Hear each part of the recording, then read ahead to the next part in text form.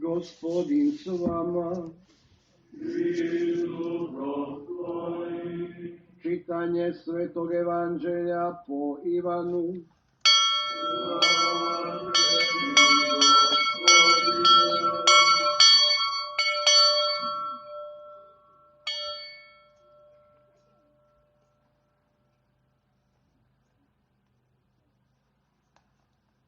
Kad bi uvečer onoga istog dana, prvog u tjednu, dok su učenici u strahu od Židova bili zatvorili vrata, dođe Isus, stane u sredinu i reče: mir vama.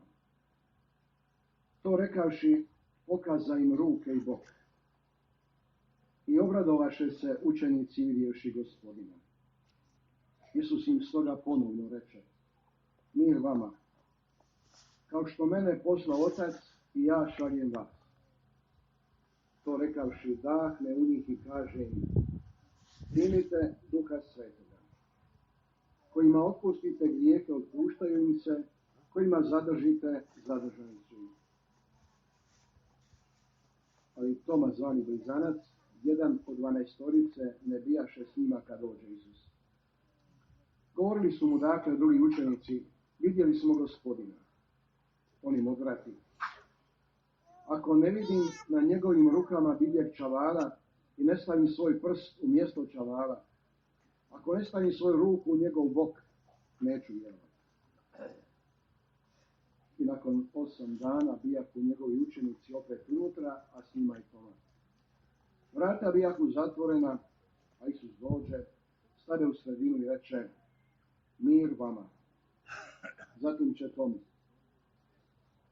prinesi prst svoj ovamo i pogledaj mi ruke. Prinesi ruku i stavi je u moj bok i ne budi nevjeran, nego vjeran. Odgovori mu Toma: Gospodin moj i Bog moj. Reče mu Isus: budući da si me vidio, povjerovao si. Blaženi koji ne vidješe, a vjeruju. Isus je pred svojim učenicima učinio i mnoga druga znamenja koja nisu zapisana u ovoj knjizi. A ova su zapisana da vjerujete: Isus je Krist, Sin Božji, i da vjerujući imate život u imenu njegovu.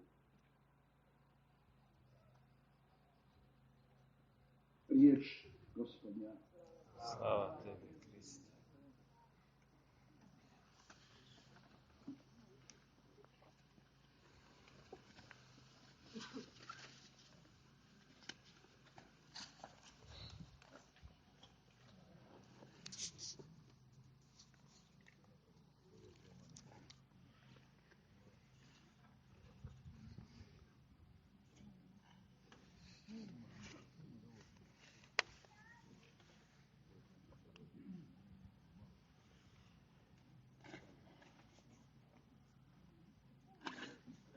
Poljičani poštovani, štovatelji Svetoga Jure, draga braćo i sestre.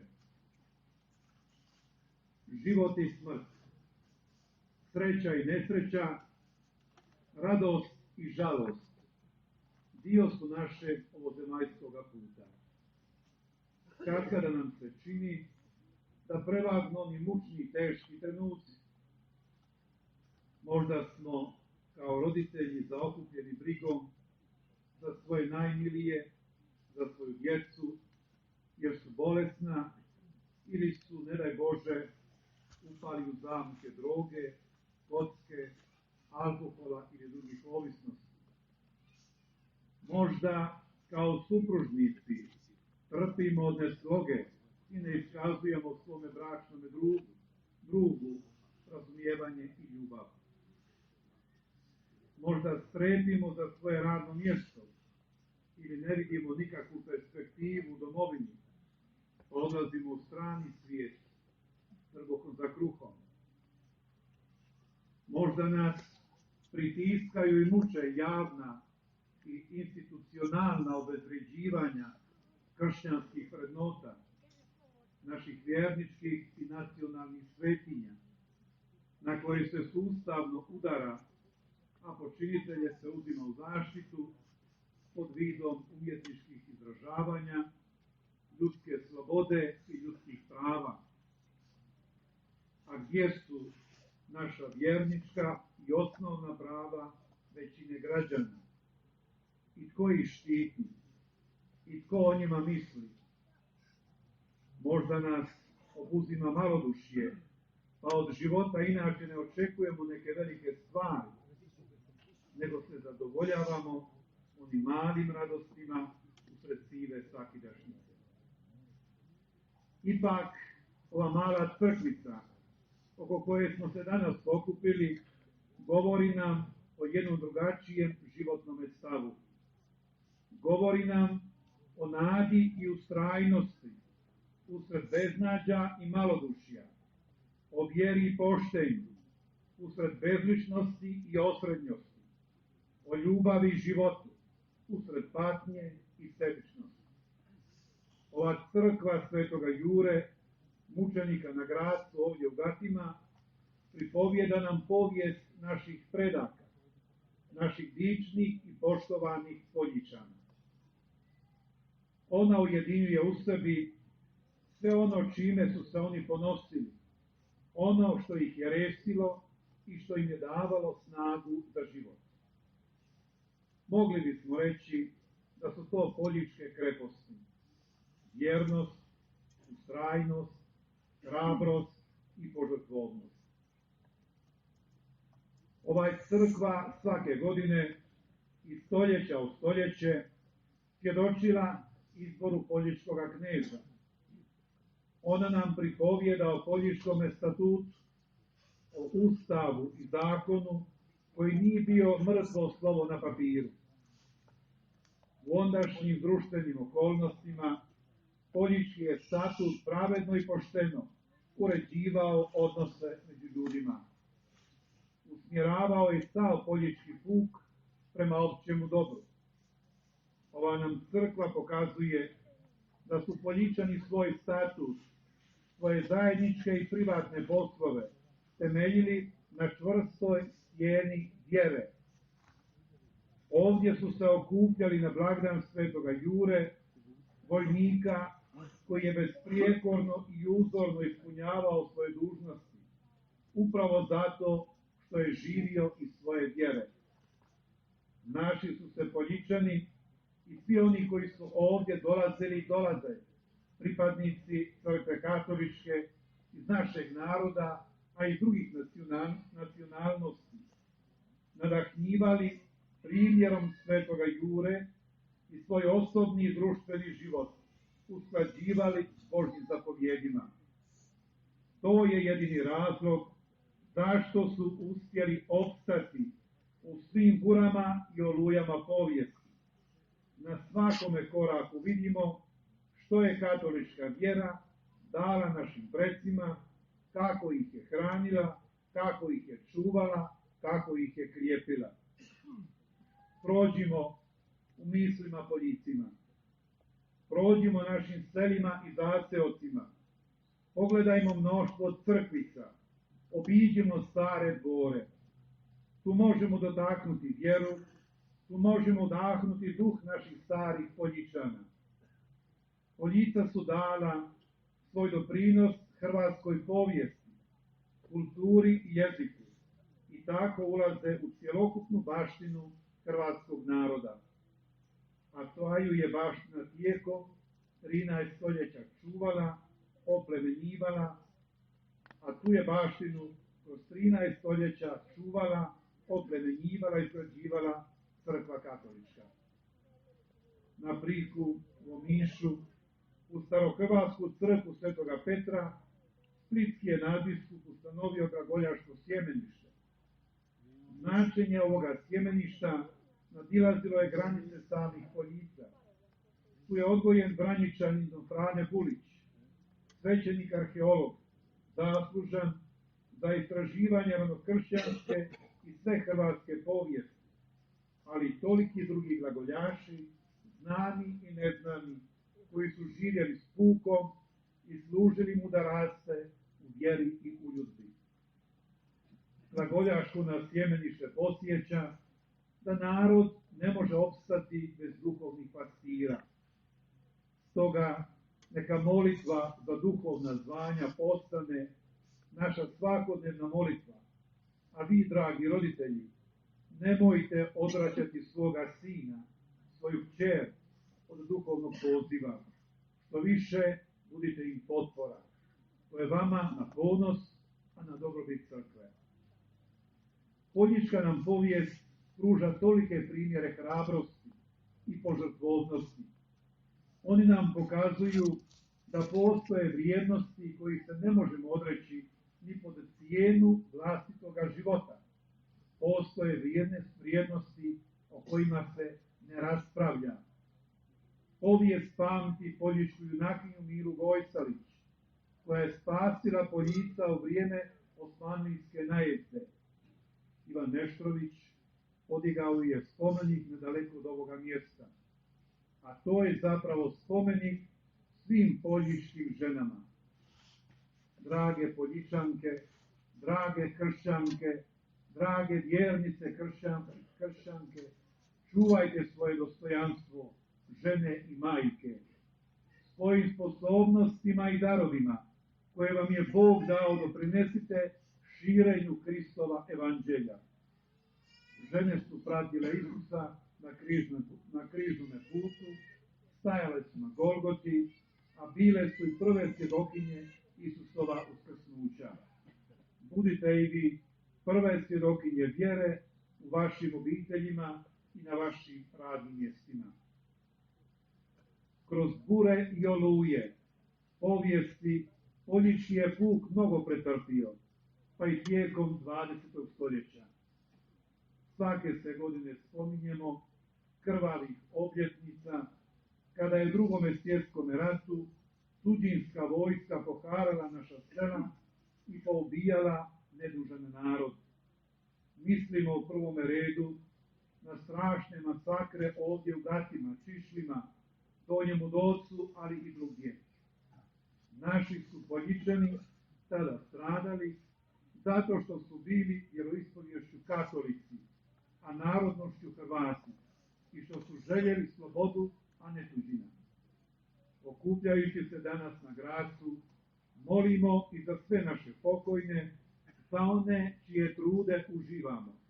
No, najviše ćemo im iskazati svoje poštovanje i svoju odanost ako budemo živjeli one kršćanske vrijednosti koje su i oni živjeli. Ova crkva Svetoga Jure na Gracu govori nam o životnom stavu naših starih, ali poručuje li nešto o mome pristupu životu, o mojim životnim stavovima. Naši su stari živjeli iz vjere i to se odražavalo u njihovom privatnom i javnom životu, ne samo na društvenoj razini u Poljičkom statutu, nego i u svakodnevnim prilikama u obiteljskom životu. Koje mjesto, pitanje je, zauzima vjera u mome životu? Čime je ja duhovno hranim? Što je moj oslonac? Jesam li katolik samo prigodice, kad mi odgovara, ili stalno, uvijek, 7 dana u tjednu, 24 sata na dan? Naši nam stari Poljičani poručuju, ne možeš imati 2 statuta. Onaj na papiru koji je samo deklarativan i onaj stvarni po kojem se zbilja ravnaš. Postoji samo jedan statut, onaj životni, utemeljen na vjeri i Božjim zapovjedima. Prvo čitanje iz djela apostolskih pruža nam prekrasan primjer suživota prve kršćanske zajednice. Dijaku postojanju nauku apostolskome, zajedništvu, lomljenju kruha i molitvama. Evo životnog statuta prvih kršćana. Temelji mi apostolski nauk. Ono što su apostoli posvjedočili o Isusu, da je prije svih vjekova rođen od Oca, da je u vremenu začet po Duhu Svetome, rođen od Marije Djevice, mučen pod Pontijem Pilatom, raspet, umro i pokopan, 3. dan uskrsnuo od mrtvih, uzašao na nebo, i da će ponovno doći u slavi suditi žive i mrtve. To je onaj istinski apostolski nauk koji se prenosio 2000 od naraštaja do naraštaja, onaj isti nauk kojeg smo mi danas primili. Prvi su se kršćani okupljali na Euharistiju, na svetu misu, na lomljenje kruha. Njegovali su molitvu, zajedničku i obiteljsku. Bili su postojani u zajedništvu, to jest činili su djela ljubavi i milosrđa.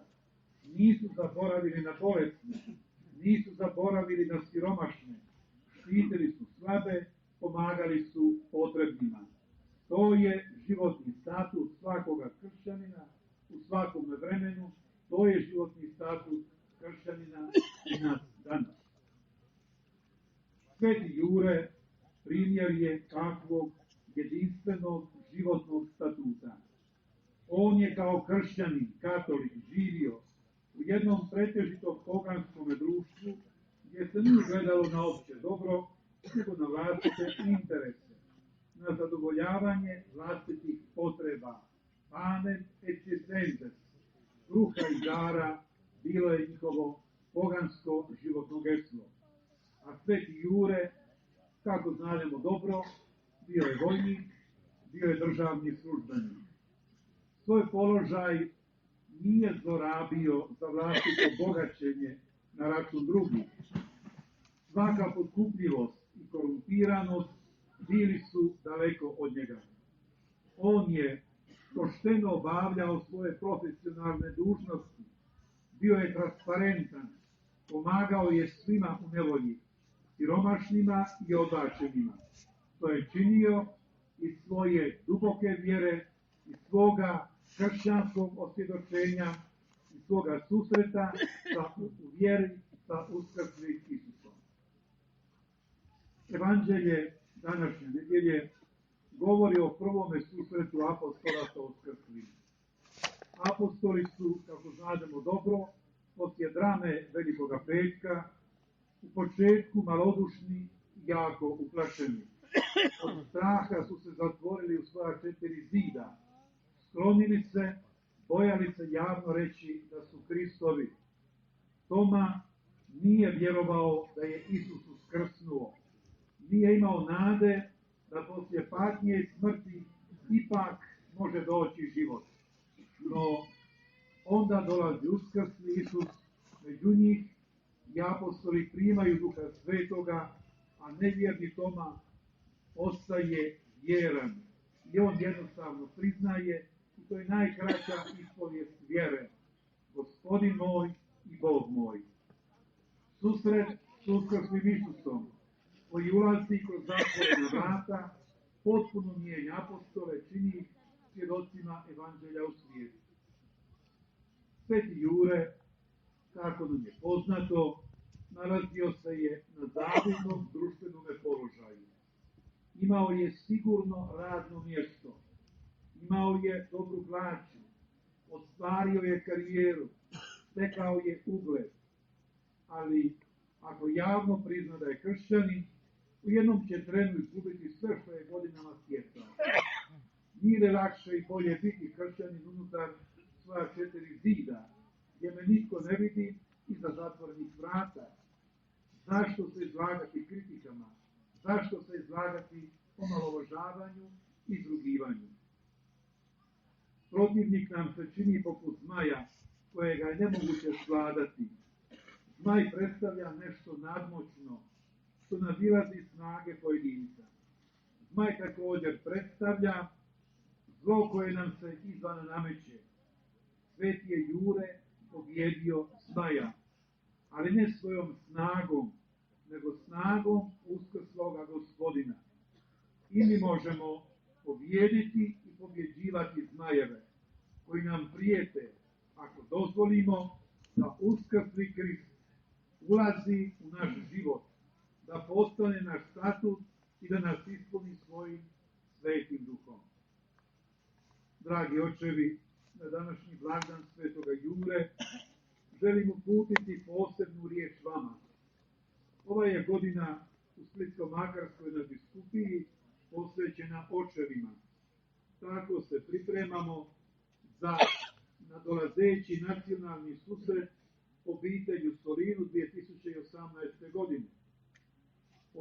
je crkva u malome. Ili, kako reče sveti Ivan Pavao II, kolijevka života i ljubavi. Prvo mjesto očovječenja osobe i društva. Međutim, u današnjem svijetu nailazimo na ideologije koje nastoje potkopati obitelj kao temeljni statut društva. Oni dovode u pitanje brak kao zajednicu muškarca i žene. Nameću drugačije vrste suživota. Prebacuju rađanje života iz prirodnog susreta muškarca i žene u umjetne laboratorijske uvjete. Na taj način teško se gazi dostojanstvo ljudske osobe. Čovjek nije laboratorijski ili ideološki proizvod, čije se postavke mogu mijenjati prema vlastitome nahođenju, nego živo biće obdareno razumskom dušom. U sklopu te ideologije osobito se umanjuje uloga oca u obitelji, sve do te mjere da se zaboravi u čemu se to sastoji očinstvo. Dragi očevi, vama je Bog povjerio zadatak da zajedno sa svojim suprugama budete prvi vjerovjesnici svoje djece. Vaše očinstvo ima svoj izvor i temelj u Božjemu očinstvu. Što znači da Boga nazivamo imenom Otac? Prije svega dvije stvari.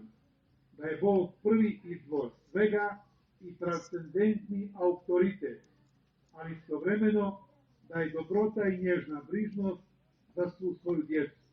Tako nas poučava katekizam Katoličke crkve. Dragi očevi, vi ste pozvani da u svojoj obitelji preuzmete dvojaku ulogu. Budite autoritet i oslonac, ali povežite to s dobrotom i brižnošću. Tako će vaše očinstvo biti po uzoru na Božje očinstvo. Sjetite se da Bog svoj autoritet, svoju moć pokazuje najprije milosrđem. Savjetujte, poučavajte, odgajajte, tješite, ali isto tako budite spremni oprostiti, opraštajte. Dragi očevi, budite odlučni, hrabri, poput svetoga Jure. Budite ispunjeni snagom uskrsloga Krista. Sveti Jure je pobjedio zmaja. Nije se bojao javno posvjedočiti vjeru. Pokazao je djelima zašto valja živjeti i zašto se isplati umrijeti. Naši su stari Poljičani uzeli svetoga Juru za zaštitnika jer su bili čvrsto uvjereni da je njegov stav prema životu ispravan, da se na takvome stavu može izgraditi obitelj i društvo. Mi danas stojimo ovdje na Gracu, u crkvu svetoga Jure. S neba nas gledaju Krist i anđeli. Iz zemlje i kamena govore nam i opominju nas kosti naših predaka. Uz nas stoji sveti Jure, spreman da nam pomogne u boju protiv svih zmajeva u našem životu. Nema razloga da se bojimo, nema razloga da klonemo, nema razloga za strah. Život i smrt, sreća i nesreća, radost i žalost, dio su našega ovzemaljskoga puta, ali na tome putu mi, braćo i sestre, okupljeni ovdje u kršćanskoj vjeri, znademo da nismo sami. Na tome nam putu svijetli uskrsli Krist, dariva nam Duha Svetoga i vodi nas u dom našega nebeskoga Oca. Stoga danas, ovdje na Gracu, obnovimo naš pradjedovski zavjet vjere. Neka se našim Poljicima, neka se našom cijelom ljubljenom domovinom Hrvatskom ori složan i snažan glas. Isu Krste, srcu tvom, nama naš se kune domu, dušom, tijelom, vijektom tvoj, za krst časni, bijuć boj. tako budi. Amen.